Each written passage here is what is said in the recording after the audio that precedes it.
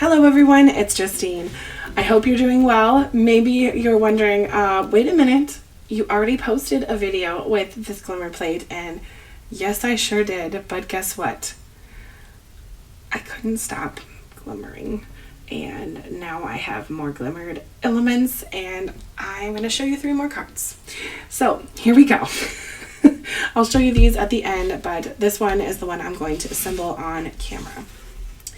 Now, I did pull out the embossing folder of the month for this glimmered card. I love that it is kind of subtle but pretty, and I also used the 3D embossing folder on this one, so just bear with me for a minute.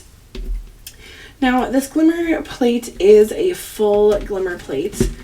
If you remember, it looks like this, and how you're supposed to use it, or how you can use it in one way, is to glimmer 2 areas, boom boom, like this, and then you can add a sentiment.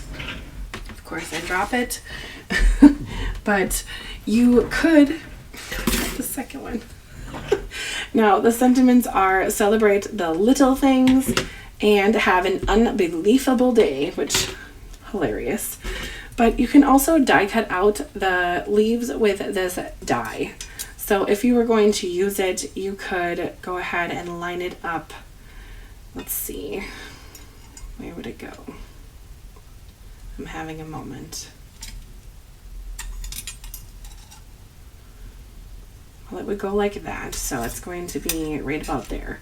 So it would die cut out 1, 2, 3, 4, 5 pieces, which is what I have here to use on this card, and then you would have leaf pieces. So what I did with this card is, instead of using these sentiments, since I made a couple already with it, I went ahead and grabbed a glimmer plate from my stash, which I love shopping my stash. Why not see what you got and use what you have? Now, that glimmer plate was from the Glimmer Plate. I think this came out last fall. If you're looking it up, I will have a link to it in the description, but it is the Glimmer Plate GLP-351, and this is one of my favorites. I do go back to it a lot because I love the sentiment, a big note to say thanks, and I really like this one that's confetti enclosed. It's your birthday, because it reminds me of the TV show The Office. It is your birthday. Anyway, if you know, you know. But anyway, I grabbed that one out and just used a little bit of Copic markers to color in the open areas and ended up with something like this. Then with my glimmered leaves here, I used the Rainbow Glimmer foil from Spellbinders. You can see there's the greens and yellow section, and maybe kind of a little bit of the blue there was what was picked up on my glimmer plate. So that's the theme that I went with this card. So I have this little note to say thanks, or a little note, big thanks. It's going to go in the corner here. And I will just arrange my glimmered leaf sections kind of around this piece.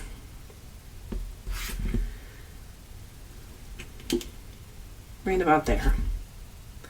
I love glimmering, and it's one of those things that is just kind of peaceful. It reminds me of the piece that I get when I am stitching or when I am using the wax seals. I love it. There's this audio clip that's kind of going around on YouTube Shorts that's like, I don't have a hobby. This isn't my hobby. This is my lifestyle. I feel that way about crafting. This is not a hobby at this point. No, it's not a hobby anymore. Anyway, I'm going to add my leaves on my card. I think I just said leaves.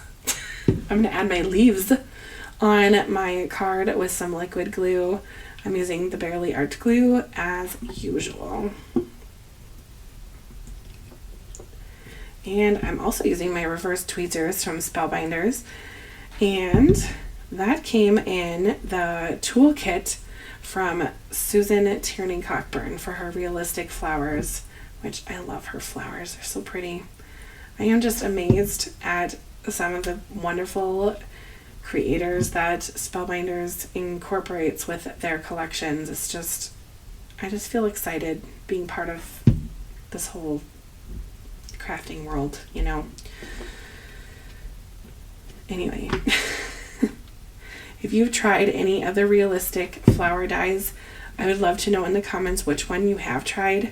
And if you've never heard of that or don't know what I'm talking about, you can go to my channel and look at the playlist Realistic Flowers or 3D Projects playlist also has those in there as well, and you can see the realistic flowers. They're so pretty and they just really pack a punch. And I just found out from my friend Melanie that you can buy these boxes that are the shape or the size of the card. So you can buy like an A2 or a 5x7 box that perfectly fits a card.